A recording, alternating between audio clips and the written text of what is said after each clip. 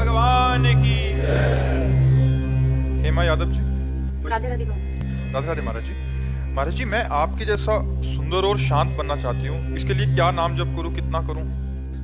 अब ये तो हम कैसे बतावें भगवान।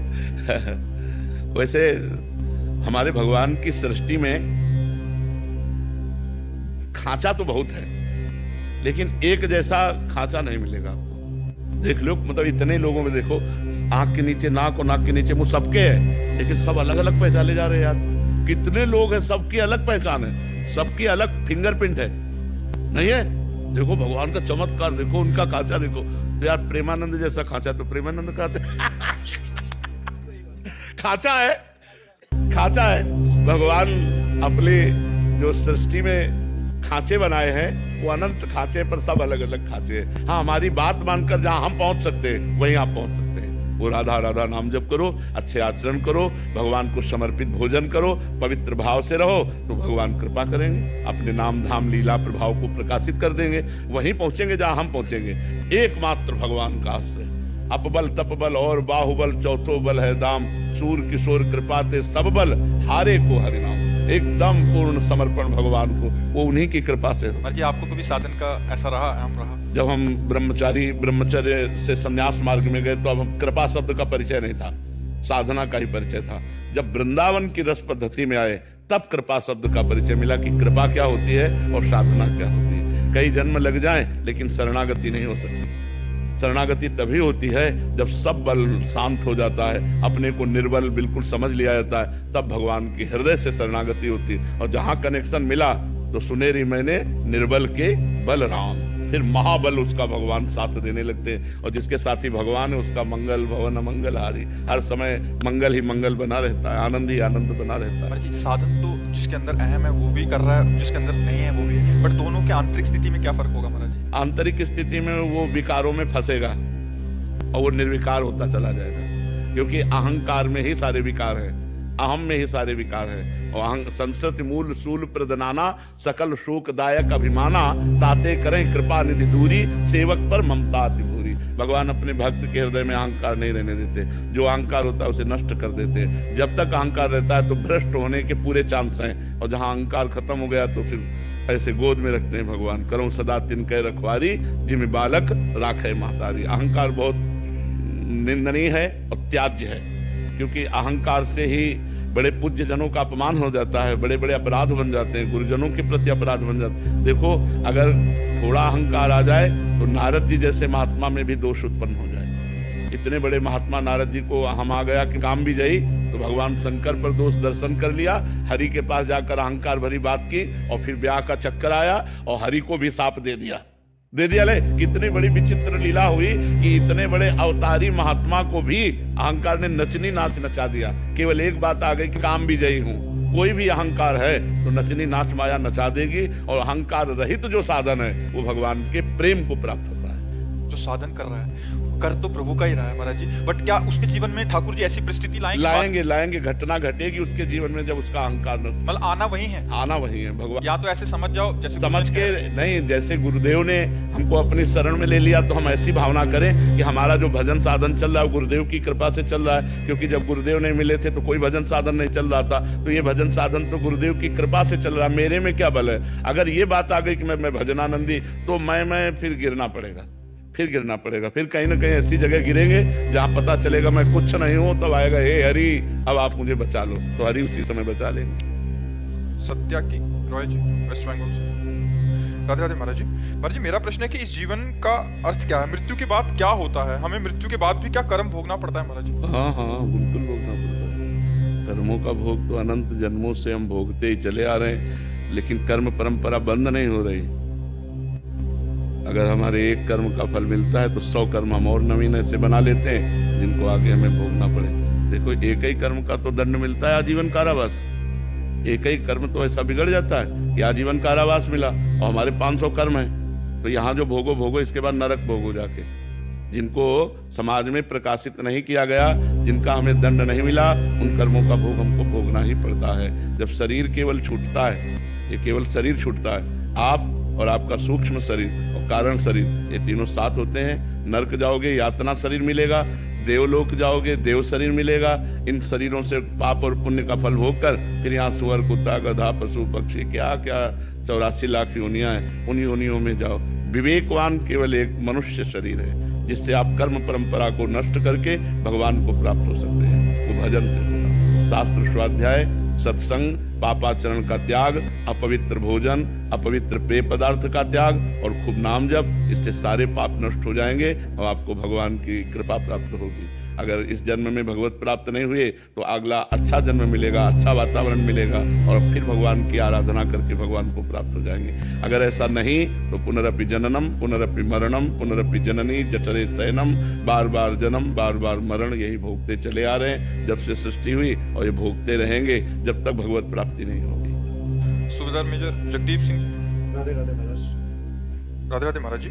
महाराज जी, आप कह रहे हैं कि पिछले 2 साल से यहीं पर कार्यरत थे, तो इस कार्यकाल के दौरान महाराज जी आपसे जुड़े और बहुत सारी जो मनोवृत्तियां थी उनके विकार दूर हुए, चंचल मन स्थिर होने लग गया महाराज जी। बट अभी पोस्टिंग आ गई है लद्दाख में, तो कह रहे हैं कि वहाँ कैसे महाराज जी, बड़ा डर लग रहा है कि वहाँ रह के कैसे आपके वायुमंडल का प्रभाव होता है। अगर आप नाम जप करते रहेंगे और सत्संग सुनते रहेंगे तो जो रही उत्तम प्रकृति का कर सकत कुसंग, चंदन विष व्यापत नहीं लपटे रहत भुजंग। अगर आप नाम जप करते हैं और अपने धर्म से चलते हैं तो चाहे लद्दाख में नहीं, चाहे लंका में लग जाए आपकी ड्यूटी तो भी कोई फर्क नहीं पड़ता।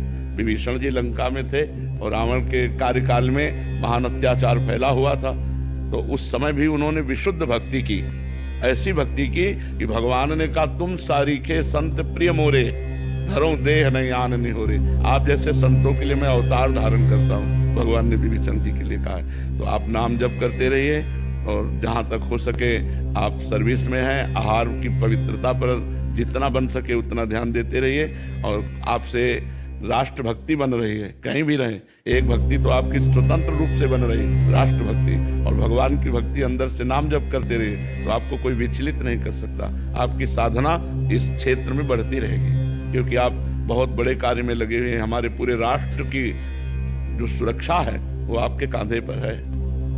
अगर आप जरा सा चूक कर दें तो यहाँ आतंक मच जाए, नहीं? अगर हमारी आर्मी, हमारे जो राष्ट्रीय सैनिक रात रात भर जग कर कष्ट सहकर पर्वतों में जहाँ हम खड़े भी नहीं हो सकते ऐसी परिस्थितियों में रह करके हमारे भारत की सुरक्षा कर रहे हैं, तो बहुत बड़ी ये राष्ट्रभक्ति है। आप कहीं भी तैनात हो, आप नाम जप करते रहिए और भगवान के आश्रित रहिए, तो राष्ट्रभक्ति और भगवान की भक्ति वो इसी जन्म में कल्याण कर देगी। तो आप जरा भी विचलित मत होइए कि हमें ऐसी जगह ट्रांसफर हुआ है, कहीं भी ट्रांसफर हो, तैनात रहिए राष्ट्रभक्ति में। महाराज उसकी चिंता नहीं है ट्रांसफर की जी, तो यही है कि मन आपके साथ जुड़ा। हाँ, तो वैसे मोबाइल का बहुत बड़ा योगदान है, बहुत बड़ा योगदान है। कई लोग ऐसे मिलते हैं जो मिलते बाद में सुधर पहले जाते हैं, तो मोबाइल के योग से ही तो मिलते हैं, मिले बाद में और सुधर पहले गए। तो मोबाइल का योग, तो अगर रोज सत्संग सुनते रहेंगे आप तो हमें लगता है कि सानिध्य का अनुभव होता रहेगा। रोज जो है सत्संग सुनते रहिए और नाम जप करते रहिए, और जब छुट्टी मिले तो कभी एक बार दर्शन दे गए, कभी छुट्टी तो 2-4 महीने में जब मिले तो एक बार घूम गए। भगवत धाम है वृंदावन, संतों का दर्शन, बिहारी जी के दर्शन कर लिए, फिर अपने चले गए। बैटरी चार्ज हो जाती है संतों के दर्शन से, संतों के संभाषण से, बिहारी जी के दर्शन से।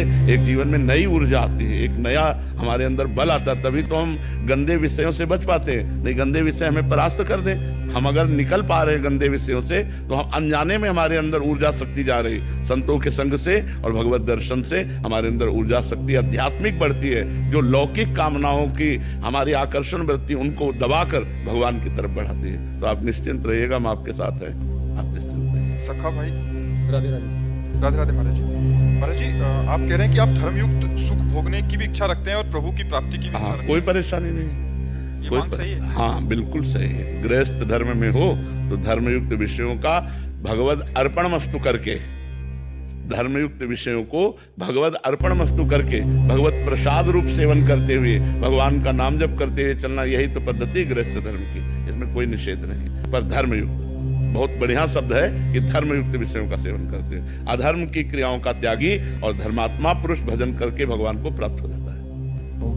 मुझे प्रगट सानिध्य भी चाहिए और निर्वाहित भोग भी चाहिए, ऐसे हो सकता है? अच्छा, हो जाएगा, बिल्कुल हो जाएगा, क्योंकि ये धर्ममयी जो रेखा खींच दी ना, इससे बात बन जाएगी। नहीं तो भोगों की प्रियता हमें पतन के मार्ग में ले जाती है। लेकिन एक रेखा खींच दी ना, धर्मयुक्त भोग, आप बच जाओगे। अब धीरे धीरे विषयों का त्याग होते होते निर्विकार हो जाओगे। धर्मयुक्त विषय, पहले तो अधर्म का त्याग हुआ ना, ये धर्मयुक्त विषयों के प्रति जो विषयों में सामर्थ्य नहीं है कि आपको बांध सके।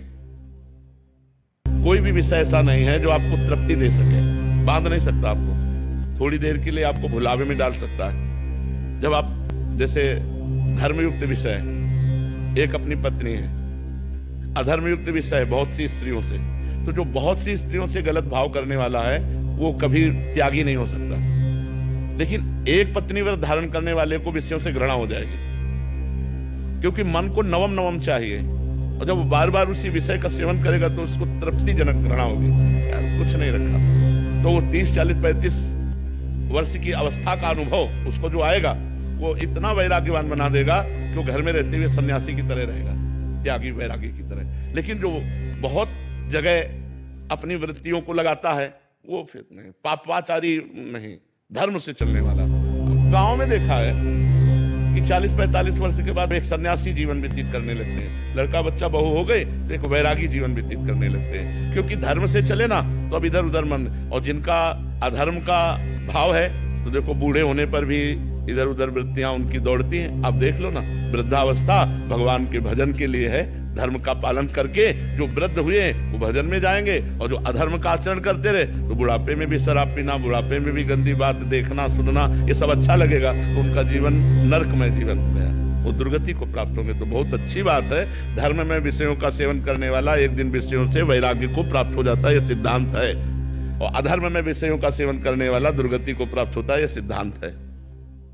हर्षित तिवारी जी, राधे राधे महाराज जी, आपके चरणों में कोटि कोटि प्रणाम। महाराज जी, आपकी रचनाओं में अक्सर भक्ति और अध्यात्म की गहराई दिखाई देती है। क्या इसके पीछे विशेष गुरु या कोई और जिन्होंने आपकी आध्यात्मिक यात्रा में मदद की हो महाराज जी, ऐसा? पूज्यपाद उड़िया बाबा जी महाराज, बाल्यावस्था से हमारे आदर्श रहे पूज्यपाद उड़िया बाबा जी महाराज। फिर इसके बाद जो भक्ति मार्ग का गाइड करने की आवश्यकता हुई तो भाई जी से हनुमान प्रसाद पोद्दार जी, जब प्रेम मार्ग की आवश्यकता हुई तो पूज्य गुरुदेव भगवान। यही हमारे जीवन के मार्गदर्शक रहे हैं, यही हमारे जीवन भक्ति जीवन के, अध्यात्म जीवन के यही रक्षक रहे, और यही हैं, इन्हीं के द्वारा चल रहे हैं। हमारा कोई अस्तित्व नहीं। हम तो ऐसे देख रहे हैं जैसे हमें कोई गोद में लेके चल रहा हो, तो चल वो रहे और पहुंच हम रहे, चल वो रहे पहुंच हम रहे। ऐसे कृपा से जीवन यात्रा पूरी अपनी, क्या साधना क्या तपस्या, वो जैसे चलाते रहे वैसे चलते रहे। जो बुला रहे हैं वो बोल रहे हैं। हम पढ़ी लिखी बात या हम कोई विद्वता की बात नहीं, आपने प्रश्न किया, भगवान जो बुला दिए उसको समझो। जैसे अपने बच्चे में अगर 90 सद्गुण हो और 10 दुर्गुण हो तो 90 सद्गुण नहीं कहे जाते, 10 दुर्गुण कहे जाते हैं, जिससे वो दुर्गुणों का त्याग करके 100% शुद्ध हो जाए। सिद्धांत है, बड़ाई थोड़ी की जाती है, बुराई सामने रखी जाती है। जो अपनी प्रियजनों की बुराई होती है वो सामने रखी जाती है कि ये बुराई रहित तो हो जाए, ये निर्मल हो जाए, इसको भगवान की प्राप्ति हो जाए। विनती देहरादून से। राधे राधे महाराज जी। महाराज जी, मुझे पता है कि मैं ये शरीर नहीं हूँ, इस संसार में मेरा कोई अपना नहीं है, परंतु भगवान फिर भी मैं इन सब से बाहर क्यों नहीं निकल? इन्हीं में फंसे इसीलिए कि भजन की कमी है। अगर हमारे अंदर तपस्या और भजन हो तो मन निर्मल हो जाए। मलिन मन भगवान से प्यार नहीं करता। मलिन मन को शरीर संबंधी रिश्ते नातेदार वो चाहे हमें प्यार न करे, पर हम उन्हीं के मोह में, उन्हीं के प्यार में फंसेंगे। वो भले हमें कटु व्यवहार करे तो भी हमारा मन उन्हीं की तरफ खींचेगा। भले वो हमको गाली दे, हमारा अपमान करे, तिरस्कार करे, तो भी हमारा मन उन्हीं की तरफ खींचेगा, क्योंकि मन मलिन है। निर्मल मन भगवान की तरफ जाता है, मलिन मन संसार की तरफ जाता है। जब हम पवित्र भोजन करते हैं, पवित्र व्यवहार करते हैं और परम पवित्र भगवान का नाम जपते हैं, तब हमारा मन शुद्ध होता है। तो खूब नाम जप करो, पवित्र भोजन पाओ और नाम जप करो और पवित्र आचरण करो, भगवान प्यारे लगने लगेंगे। संसार से वैराग्य हो जाएगा, नहीं तो संसारे में फंसा हुआ मन है। पार्थ बनर्जी। राधे राधे। राधे राधे महाराज जी। महाराज जी, पाप और अपराध में क्या अंतर है महाराज जी? पाप होता है जो धर्म विरुद्ध कार्य होता है। धर्म कहता है ऐसा करो, ऐसा करो, ऐसा करो, तो वो धर्म है। ऐसा ना करो, ऐसा ना करो, वो अधर्म है। जो गुरुजनों के प्रति पूज्य जनों के प्रति, वो पाप नहीं, वो अपराध है। जैसे हम अपने गुरु की आज्ञा का उल्लंघन कर दिए, उनसे अमर्यादित बात किए, गुरु को अपमानित कर दिया, ये पाप नहीं, ये अपराध है। किसी वैष्णव संत इनकी बात का हम उल्लंघन कर दिया, उनकी निंदा कर दी, ये अपराध है। किसी जीव की हत्या हो गई, ये पाप है।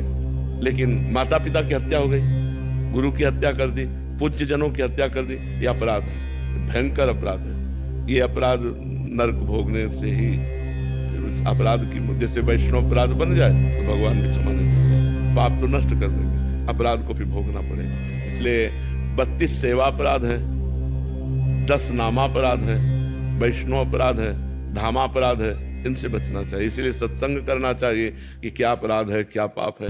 तो पाप और अपराध में इतना भेद है कि जो पूज्य जनों का अपमान किया जाता है अपराध के अंतर्गत आता है, वैष्णव निंदा, भगवत सेवा अपराध, 10 नामा अपराध। और जो पाप है, जो धर्म कहता है ये ना करो, वो जो हम करते हैं वही पाप हो जाता है। धर्म विरुद्ध आचरण पाप है, धर्म की आज्ञा के अनुसार चलना पुण्य है। और पूज्य जनों का, संत महंतों का, इनका अवज्ञा करना, अपमान करना, इनको दुख पहुंचाना, ये सब अपराध के अंतर्गत आता है। अंजू शर्मा जी, बीकानेर से। राधे राधे महाराज जी। महाराज जी, मैं आपकी एकांतिक वार्तालाप खाना बनाते समय लगभग 2 साल से सुन रही हूँ, परंतु बच्चे, रिश्तेदार, परिवार आदि के छोटे से कार्य में सब कुछ भूल जाती हूँ और उनके कार्य में संलग्न हो जाती हूँ। महाराज जी, ऐसा परिवार, रिश्तेदार में इतनी आसक्ति होना सही है क्या? ठीक है, कोई भी कार्य हम करें एकाग्रता पूर्वक करें तो अच्छा रहता है, पर ऐसी एकाग्रता जिसमें भगवान का विस्मरण हो जाए तो हमें लगता है कम ठीक है। ठीक है एकाग्रता पूर्वक कार्य करना, पर ऐसी एकाग्रता जिसमें भगवान का विस्मरण हो जाए। तो कहा हनुमंत विपति प्रभु सोई, जब तो सुमिरन भजन हो। यदि हम राधा राधा स्मरण करते हुए अपने परिवार, रिश्ते, नातेदारों का भोजन बनाएं, उनको भोजन पवाएं, अतिथि सेवा करें तो और मंगलमय हो जाए। नाम जप करने में क्या परेशानी है? नाम स्मरण करते हुए, भगवान का स्मरण करते हुए अगर हमारी उन कार्यों में तन्मयता हो जाती है तो उन कार्यों को भी भगवान को समर्पित कर देते हैं कि भगवान पुत्र रूप में, अतिथि रूप में, पति रूप में, परिवार रूप में आप ही सबके स्वरूप में विराजमान हो। ये जो सेवा 1 घंटा की हुई वो मैं आपको समर्पित करती हूँ, कृष्णार्पणमस्तु। तो कर्म समर्पण हो जाएगा। तो नाम स्मरण, कर्म समर्पण, इस भाव से यदि हम चलेंगे तो गृहस्थ में भी भगवत प्राप्ति हो जाएगी। राघव शर्मा जी, शेरवंश। महाराज जी, आप कह रहे हैं कि आप जिस ऑफिस में काम करते हैं वहाँ निंदा स्तुति होती रहती है, तो महाराज जी हम प्रयास तो करते हैं कि खतरनाक काम है, बहुत खतरनाक। निंदा स्तुति से मन बहुत जल्दी मलिन हो जाता है। पर निंदा के किए ते आवत नहीं कछु हाथ, मूर्ख पर्वत पाप को ले चल अपने साथ। जब हम दूसरे की निंदा कहते या सुनते हैं तो हाथ तो कुछ लगता नहीं, ऊपर से उसका पाप हमारे ऊपर चढ़ जाता है। तो हमें लगता है पराई निंदा सुनना और पराई निंदा करना, इन दोनों से बचना चाहिए। दूसरे की निंदा और अपनी प्रशंसा से बचे तो हमारा परमार्थ पुष्ट हो जाए। तो जब कोई निंदा करने लगे तो हट जाए वहां से, हटने का ना चांस हो तो नाम अंदर चला ले जोर जोर से, हे भगवान मुझे ऑफिस में रहना पड़ेगा, इनके बीच में रहना पड़ेगा, हे भगवान मेरे ऊपर इनकी निंदा का कोई प्रभाव न, राधा राधा राधा। तो बचत हो जाए, नहीं तो प्रभाव पड़ जाता है, मन मलिन हो जाता है। जब हम दूसरों की निंदा करते हैं, दूसरों की निंदा सुनते हैं, इससे मन मलिन हो जाता है। मुक्ता जिंदल जी, राधे राधे महाराज जी। महाराज जी, मेरा प्रश्न है कि यदि आपकी कोई इच्छा पूरी नहीं हो रही हो और आपने सब कुछ करके देख लिया हो तो उसे कब तक प्रयास में लाना चाहिए? इच्छा किसकी पूरी हो गई है हमें बता दो। कोई भारत में या विश्व में कोई खड़ा होकर बोल दे कि मेरी इच्छाएं पूर्ण हो गई, मुझे कुछ नहीं चाहिए, वो वही कह सकता है जो परमात्मा से चित्त को जोड़ चुका है, दूसरा नहीं कह सकता। चाह मिटी चिंता मिटी मनुआ बेपरवाह, और जिनको कछु न चाहिए वो साहन के साह। वो कोई संत होगा, कोई फकीर होगा, कोई भगवत चिंतन परायण गृहस्थ होगा, जिसके जैसे केवट भगवान के चरणों को जब धोया तो अति आनंद उमगी अनुरागा, चरण सरोज पखारन लागा। तो भगवान के चरणों के स्पर्श से केवट की स्थिति हुई, जो साक्षात भगवान से कह रहा है अब कछुनाथ न चाहिए मुझे, अब नहीं चाहिए। अच्छा, हमें जो जगत की इच्छाएं हैं इनको जो हमें पूरी करनी है, इनके लिए हमारे पास भजन और तप होना चाहिए। भजन और तप नहीं तो केवल इच्छा करने से नहीं पूर्ति होगी।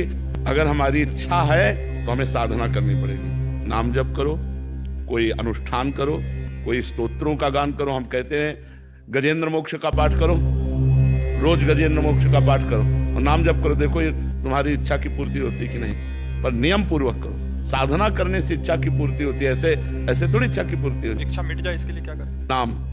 नाम मिटा देगा। बताया नहीं, जब केवट को आनंद मिला तो भगवान से भी कह रहा आपका छुनात न चाहिए मोरे। जब अंदर आनंद मिलेगा तो बाहर की इच्छाएं शांत हो जाएगी। कहाँ इच्छाओं में कहाँ सुख है? इच्छाएं इतनी बढ़ती चली जाती हैं कि कभी तृप्ति होती ही नहीं है। हमको चाहिए इच्छाओं के दो विभाग करें पहले, एक अधर्ममय इच्छा और एक धर्ममय इच्छा। अधर्ममय इच्छा का त्याग कर दें, पापमय इच्छाओं का, और पुण्यमय धर्ममय इच्छाओं की चाह करें, और उसकी पूर्ति साधना से होगी। हम नाम जप करें, परोपकार करें, तीर्थयाटन करें, गरीबों की सेवा करें, तो हमारे पुण्य बढ़ेंगे, तब हमारी इच्छाओं की पूर्ति होगी। अब करें पाप और इच्छा की पूर्ति चाहे तो नहीं हो पाएगी। और इच्छाएं कितनी है?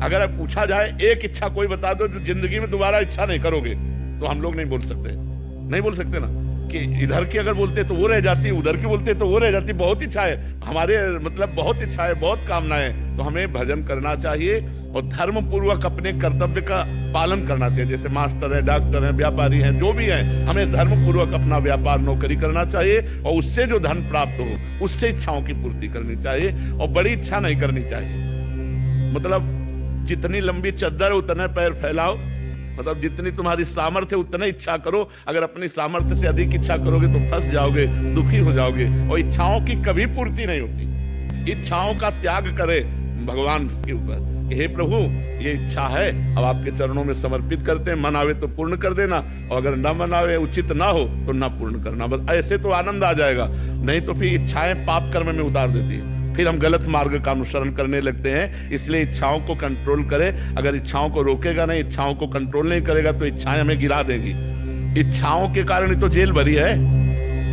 इच्छा का विरोध हुआ तो हिंसा कर दी, तो इच्छाओं के कारण ही तो संसार पूरा बना है। इच्छाओं के कारण ही नरक जाना पड़ता है, इच्छाओं के कारण ही जेल जाना पड़ता है। इच्छा बहुत घातक है, जो धर्म विरुद्ध है। अगर धर्म से युक्त इच्छा की जाए, वो भगवान की प्राप्ति कराने वाली होती है। देखो, ब्रह्मा जी ने कर्दम जी को आदेश किया कि हमारी इच्छा है कि तुम ब्याह करो और सृष्टि को बढ़ाओ। कर्दम जी ने कहा, तुरंते जाके ब्याह नहीं कर लिया, 10,000 वर्ष तक तपस्या की। भगवान प्रकट हुए, तब भगवान से कहा पिताश्री का आदेश है कि हम ब्याह करें, तो हमारे योग्य कोई लड़की। तो महाराज मनु की पुत्री देवहूति, भगवान ने कहा परसों लेके आएंगे, हम उनको कह देते हैं। आदि सम्राट महाराज मनु और उनकी पुत्री देवहूति से ब्याह किया, तो भगवान कपिल देव जी के रूप में प्रकट हुए। तो अगर हम धर्ममय इच्छा करें और तपस्या करें, भजन करें, साधना करें, तो हमारी इच्छा मंगलमयी हो जाएगी। पर हमारी धर्ममय इच्छाओं की बात नहीं, हमारी पापमय इच्छाएं भी हैं, तो पापमय इच्छाओं का पहले त्याग करें, धर्ममय इच्छाओं में आए, और फिर धर्ममय इच्छाओं को भगवान के ऊपर छोड़ दें, तो हम आनंदित हो सकते हैं। नहीं, इच्छाओं की कभी पूर्ति नहीं हो सकती। जलते रहो, ये इच्छा, ये इच्छा, ये इच्छा, जलते रहो। और लक्ष्मी कभी किसी की हुई नहीं, बड़ा चमत्कार है। लक्ष्मी तो सिर्फ नारायण की है, पर वो दौड़ती रहती है। इसलिए नाम जप करो, भगवान के आश्रित रहो, और अपनी इच्छाओं को भगवान को समर्पित करो। एक ही इच्छा रखती थी कि भी ठाकुर जी को पुत्र के रूप में प्राप्त करूं। खूब नाम जप करो, जितना नाम जप करोगे उतने भगवान के नजदीक देखोगे आप अपने को। नाम जप नहीं है तो बातों से ठाकुर जी मिलने वाले नहीं। खूब नाम जप करो। रो, कबीरा हंसना छोड़ दे, रोने से कर प्रीति, बिन रोए किन पाइया प्रेम प्यारा में। जब तक अपने मीत प्रभु के लिए, परमात्मा के लिए आपको रोना नहीं आएगा, तड़पना नहीं आएगा, तो मिलने वाले हैं। और रोना तड़पना असली आना चाहिए। रोते तो सब लोग हैं, लेकिन भगवान के लिए कौन रोता है? भगवान के लिए दिखावे से नहीं, हृदय से जब रोना आता है तब भगवान मिल जाते हैं। और वो भजन करो खूब, तब हृदय ऐसा होगा। सुनाना चाह रहे हैं आप? पहले आओ। गुरु जी पिछली बार आए थे, आपका आशीर्वाद पाके कुछ शब्द कुछ लेके आया हूँ। सच की खोज में निकले हैं, झूठ ढहा के आए हैं, दर्शन पाने की खातिर हम अश्रु बहा के आए हैं। कोई ख्वाहिश बची नहीं और हमें अब पाने की, आपसे मिलके ये लगता है हम कुंभ नहा के आए हैं। अच्छा, कुंभ नहा। गुरु जी परिवर्तन हुआ है आपका आशीर्वाद मिलने के बाद, कि आपको ध्यान करके उस पार चले जाते हैं, जीवन के सब तनाव उतार चले जाते हैं। जब भी पत्नी कहती है नैनीताल ले चलो, हम उसे लेकर हरिद्वार चले जाते हैं। अच्छा। हर गली, हर शहर, हर गांव छू के आ गए, माता पिता के आशीष के हम छांव चूके आ गए। आपके दर्शन का इतना असर हम पे हुआ, जैसे वैलेंटाइन में था फूल देना, उसके पांव छूके आ गए। एक मुक्ता केवल एक और है, जो धोखे से न वार करे। गुरु जी पूरे देश को क्या कह रहे हैं? जो धोखे से न वार करे, ऐसा चित्र बचाना ही होगा। अपनों में बस अपनापन हो, ऐसा चित्र बचाना ही होगा। प्रेमानंद जी ने बस इतना ही तो बोला है, धर्म बचाना है तुमको तो चरित्र बचाना ही होगा। बिल्कुल बिल्कुल बिल्कुल। धर्म बचाना है तुमको जी। तो चरित्र बचाना होगा। और गुरु जी आपके सम्मान में 4 पंक्तियां कि धन संपदा वैभव अकूत भेज देता है, माँ बाप हो अंधे तो श्रवण जैसा पूत भेज देता है। जी। धर्म पे संकट जब कभी आता है तब प्रेमानंद जी के रूप में भगवान अपना दूत भेज देता है। और अंतिम 4 पंक्तियां केवल कि जय बोलो जगदीश्वर का, ये चमत्कार है ईश्वर का, मन में अपने डोल रही है, राज भी सारे खोल रही है, प्रेमानंद जी की किडनी भी राधे राधे बोल रही है। जिन्हें आप कभी ना कर रहे हैं, जिन्हें भगवान के दर्शन करने हैं, उन्हें वृंदावन आना होगा, बस राधे राधे गाना होगा। हर बाधा को पार किया, हर बंकर को देख लिया, आपके दर्शन पाके हमने शिव शंकर को देख लिया। सत्य सनातन का झंडा ऐसे ही अब तना रहे, बस एक बात है मेरी, आशीष आपका बना रहे, आशीष आपका बना रहे। बहुत सुंदर बहुत सुंदर। यदि अपने कर्तव्य का पालन किया जाए सत्य को साक्षी करके और भगवान का स्मरण होता रहे तो इसी जन्म में गृहस्थ होते हुए भी, सांसारिक कार्यों को करते हुए भी वो भगवान की प्रसन्नता को प्राप्त हो सकता है। भगवान ने तस्मात् सर्वदा सर्वकालेषु माम निस्मर युद्ध च, अर्जुन को कह रहे हैं मेरा स्मरण बना रहे और युद्ध माने अपने कर्तव्य का पालन। तो जो आपको पद मिला है, जो आपको भारत सरकार की सेवा मिली है, उस सेवा में ईमानदारी से हम अपने जो कर्तव्य हैं उनका पालन कर रहे हैं और कोई भय नहीं और कोई प्रलोभन नहीं। ये 2 चीजें जीव को अपने कर्तव्य से गिरा देती हैं, भय और प्रलोभन। किसी का दबाव या अर्थ की लोलुपता, ये 2 हमें कर्तव्यच्युत कर देती हैं। तो इन 2 से हमें बचना चाहिए। किसी का भय नहीं, जिसके सहायक भगवान हैं तो भय किसी का नहीं। अगर कोई जैसे ऐसे कहे ना कि हम आपको गोली मार देंगे तो बटन खोल देनी चाहिए, मार के दिखाओ। यदि उसको मंजूर है कि इसी क्षण हमें जाना है तो हम चाहे जितने कवच बांध लें बचेंगे नहीं। और अगर उसको मंजूर नहीं है तो हम छाती खोल के चले तो भी कोई हमारा बाल बांका नहीं कर सकता। इस सिद्धांत को समझ लेना चाहिए। सीम की चाप सके को तासु, बड़ रखवार रमापति जासु। जिसके भगवान रक्षक है उसका कोई बाल बांका नहीं कर सकता। तो किसी से भयभीत नहीं होना चाहिए। और प्रलोभन जो हमें भगवान ने धर्मयुक्त दिया है उसी से हम अपनी इच्छाओं की पूर्ति करेंगे। अधर्म के द्वारा प्राप्त धन से जो इच्छाओं की पूर्ति की जाती है वो नाश की तरफ ले जाता है, और जो धर्म से प्राप्त धन से इच्छाओं की पूर्ति होती है वो उन्नति की तरफ ले जाता है। इसलिए प्रलोभन और भय का त्याग करते हुए, अपने कर्तव्य का पालन करते हुए भगवान का स्मरण करें तो लौकिक उन्नति और पारलौकिक दोनों होती है। और यही हमारे मनुष्य जीवन का लाभ है, क्योंकि मनुष्य बनकर हम उन्नति को प्राप्त हों। बहुत बड़ी उन्नति में आ गए। 83,99,999 योनियों को क्रॉस करके मनुष्य बने। 84 लाख योनियों में सबसे श्रेष्ठ योनि है। और उसमें भी हमें भगवान ने विवेकवान बनाया, हमें भगवान ने भारत सरकार की सेवा दी। तो अब हम ऐसे कर्म करें कि इससे नीचे न गिरे। इससे नीचे जीना अब आपके लिए नहीं हो सकता। जैसे मनो इतनी ऊंचाई पर हम आए मनुष्य जीवन में, और उसमें भी इसमें अब आप नीचा जीवन पसंद नहीं करेंगे, अब ऊंचा जीवन पसंद करेंगे। तो हम ऐसा भजन करें, ऐसा कर्तव्य करें कि हमारा पद ऊंचा हो, हमारी सेवा बढ़े और हम प्रभु को प्रसन्न करने वाले बने। हमारी भावना यही, अच्छे से स्वस्थ रहकर भारत की सेवा कीजिए और आगे बढ़िए। जो भगवान सेवाएं दें तो और आगे बढ़िए, पर धर्म का सहारा लीजिए। आज जो है हमारी समाज को अधर्म धीरे धीरे घुन की तरह खोखला कर रहा है। छोटे छोटे पदों से लेकर बड़े पदों तक अधर्म का प्रवेश हो रहा है। अधर्म झूठ बोलना, मदिरा पीना, पराई स्त्री से व्यभिचार करना, नाना प्रकार से धन आदि की इच्छाओं को रखना, ये अधर्म जब तो फिर समाज सेवा नहीं बनती, फिर समाज शोषण होता है। अगर हम धर्म से चलें तो समाज प्रिय बनेंगे और समाज में ही भगवान विराजमान है। सब रूप सिय राम में सब जग जानी, करो प्रणाम जो। हम इस समाज के रूप में भगवान ही विराजमान है। मेरा प्रश्न ये है, जैसे कई परिस्थिति ऐसी आती है, जैसे एक वादी पक्ष है जिसका लड़का मर गया और वो कह रहा है कि इसने मारा है, इसी ने मारा है, और हम परिस्थिति उसको वैसे उसका कोई एविडेंस भी इस तरह का नहीं है, ना उसने देखा ना हमने देखा, और वो चिल्लाता है नहीं मैंने नहीं मारा, मैं वहाँ था ही नहीं, मैंने किया ही नहीं। तो उस स्थिति में यदि हम छोड़े उसको तो छोड़ा जा नहीं सकता, क्योंकि रिपोर्ट है। हाँ, रिपोर्ट है और पक्का पॉइंट है नहीं कि वो अपराधी है। तो वही आरोप जो अभी पुलिस ने ये कर लिया होगा, छोड़ दी। बिल्कुल। अभी कुछ दिन पहले, अभी 3-4 दिन पहले इस तरह की घटना थी, 8 दिन पहले, तो इसी तरह का था, वो पारिवारिक मामला था, और वो नहीं माने एक नहीं यही है। तो वहाँ ऐसा लगता है कि वहाँ जिम्मेवारी हमारे पे करना नहीं। उस समय आपकी जिम्मेवारी, क्योंकि आप अंतर्यामी तो है नहीं। अंतर्यामी का मतलब जो पर्दे के पीछे की बात है वो तो पता है नहीं। आप तो साक्ष्य और रिपोर्ट दो के ही आधार पर कर सकते हैं। साक्ष्य मिले और जिसके नाम रिपोर्ट किया गया है, अब जैसे वो निरपराधी है और रिपोर्ट हुई तो आपको उनको पकड़ना पड़ेगा, उनको ये उसका प्रारब्ध है। वो पाप का प्रारब्ध है जो अभी तक भोगा नहीं है, और वो पाप गुप्त है तो अब उसे फंसाएगा। उसमें आप कोई अपराधी नहीं है, उसमें आपका कोई दोष नहीं है, क्योंकि जैसे न्यायाधीश है, अब वो तो साक्ष्य के अनुसार दंड देता है और निर्दोष है, लेकिन पूरे साक्ष्य उसके हैं, तो उसका कोई पाप है पूर्व का जो उसको दंड देने के लिए उद्यत हो गया है। वर्तमान में तो निष्पाप है, लेकिन उसका पूर्व का कोई पाप है, तो इसमें आप का कोई दोष नहीं है। उस समय सही है, लेकिन पीछे उसने कोई पाप किया जो उसे फंसा रहा है, जो उसे थप्पड़ चलवा रहा है। वो कह रहा है मैं कसम से कह रहा हूं मैंने पाप नहीं किया, ये अपराध नहीं किया।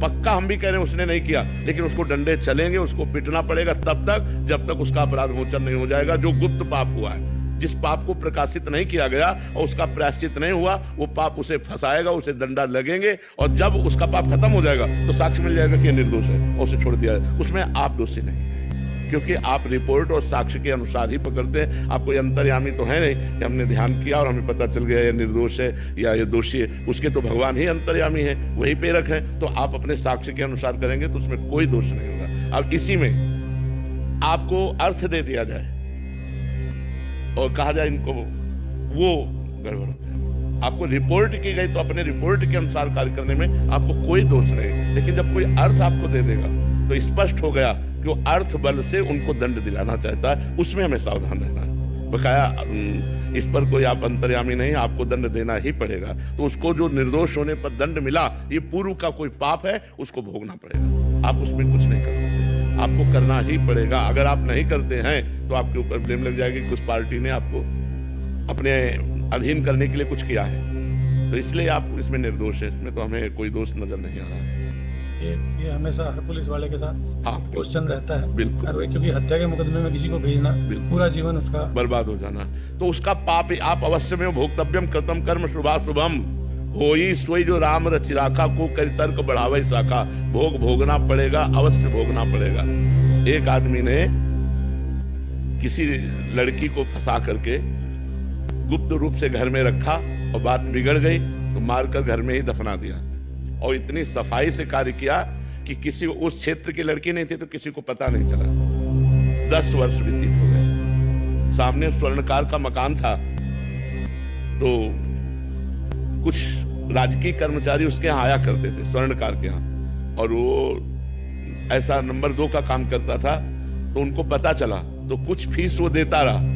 अब धीरे धीरे खान पान रात्रि भर वहीं रुकना, तो उनको पता चल गया कि तिजोरी कहाँ है, पैसा कहाँ है, सब। रात्रि में स्वर्णकार को मार डाला राजकीय कर्मचारियों ने, और उनका सब सामान लेकर बाग से लेकर निकल रहे थे, तो वो आदमी लघु शंका के लिए निकला, जो 10 वर्ष पहले केस कर चुका था और कुछ नहीं, कोई नहीं जान पाया। वो निकला, उन्होंने देखा तो उनका कुछ करके आ रहे हो आप लोग, घबराए दिखाई दे, बाग से कहाँ से लेके आ रहे हो? चुप रहो चुप रहो, हम तुमको भी इसमें से कुछ दे देंगे, तुम अपने घर जाओ। तो उनका नहीं, हम ये तुम्हें चोरी नहीं करने देंगे। तो उसने कहा हम चोरी नहीं किया, हम उसको मार के भी आ रहे हैं, अगर तुम्हें चैन से जीना है इसमें कुछ हिस्सा ले लो और जाओ। तो उसने कहा बिल्कुल नहीं ले सकते, हल्ला मचा रहे हैं। बोले मचाओ हल्ला। उसने हल्ला मचा दिया। हल्ला मचा दिया तो उसने उसको पकड़ लिया, हल्ला मचाने वाले को, और कहा अब भाग के कहाँ जाएगा? 10-20 लोग आ गए, बोले इसने स्वर्णकार को मार कर देखो, ये बॉक्स लेकर के जा रहा था, हम पकड़ा ये तो हल्ला मचा। पूरा का पूरा केस उसके ऊपर डाल दिया। अब जब साक्ष्य और सब प्रमाण मिल रहे हैं तो जब जज के सामने गया, बहुत रोया, और उसने कहा हृदय से कहता हूं, फांसी तो तुम्हें देना है, फांसी दे दो, आजीवन कारावास देना, आजीवन, हृदय से कहता हूं मैंने पाप नहीं किया। तो उसने कहा सच्ची बताओ, भगवान वो साक्षी करके बताओ, तुमसे कोई ऐसा पाप हुआ है क्या इस जन्म में जिसका तुम्हें दंड नहीं मिला? जज ने कहा कोई ऐसा पाप हुआ है जिसका तुम्हें दंड नहीं मिला, सच्ची बताना।